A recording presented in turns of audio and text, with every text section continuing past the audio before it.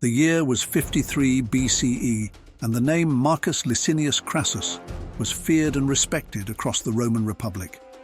A wealthy, powerful man, Crassus was infamous for his insatiable greed, vast wealth, and ruthless ambition. But for all his influence, Crassus would meet a grisly end, one that would forever mark his name in history. The story of his death is one of irony, betrayal, and a gruesome punishment crafted as a statement against his avarice. Marcus Crassus wasn't always one of Rome's wealthiest men. Early in his life, his family suffered greatly due to political conflicts. But Crassus rebuilt himself from the ground up. He exploited Rome's economic turmoil, profiting from people's misfortunes and purchasing properties at bargain prices. He didn't just accumulate wealth, he seized power. He was one of the first triumvirate, alongside Pompey and Julius Caesar, granting him immense political sway. But for Crassus, wealth and power were never enough. He craved more, military glory to match that of his rivals. Determined to outshine his contemporaries, Crassus set his eyes on a dangerous target, the Parthian Empire.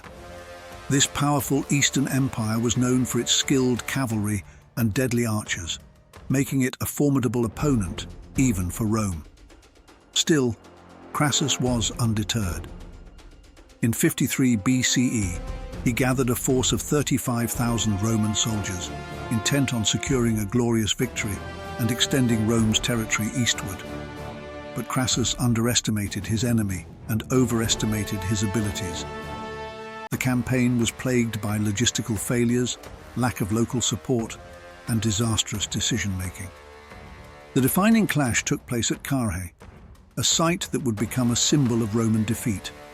The Parthians, led by the brilliant general Surena, were prepared for Crassus.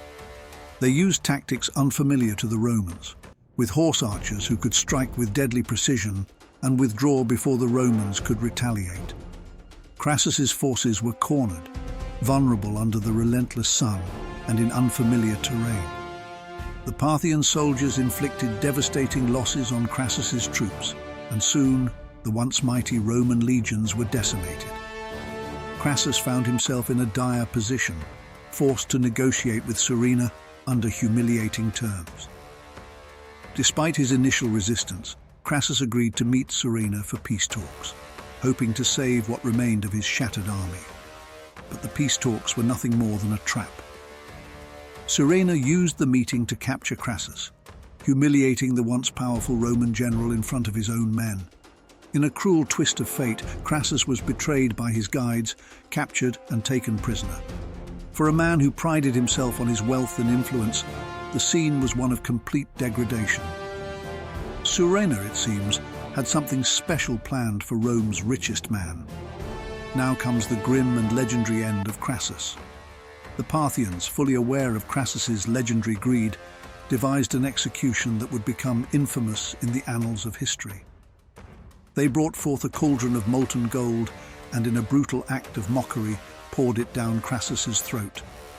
The molten metal burned and scalded, a torturous fate symbolizing Crassus's unending lust for wealth.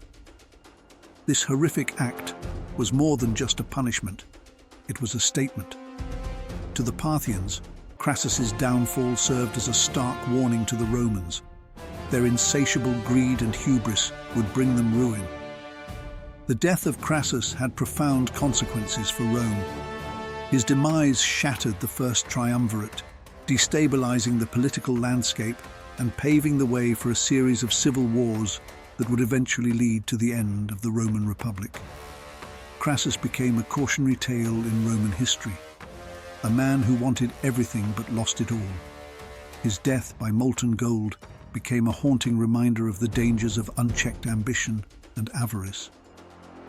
The bizarre death of Crassus stands as one of the most dramatic and symbolic executions in history.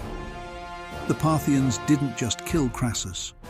They crafted his death to echo his own greed back at him in the cruelest way possible. The irony was unmistakable. The man who couldn't get enough gold was forced to choke on it. His death left a dark mark on Rome's reputation and underscored the high price of ambition. Today, the story of Crassus is a stark reminder that sometimes the very thing we desire most can destroy us.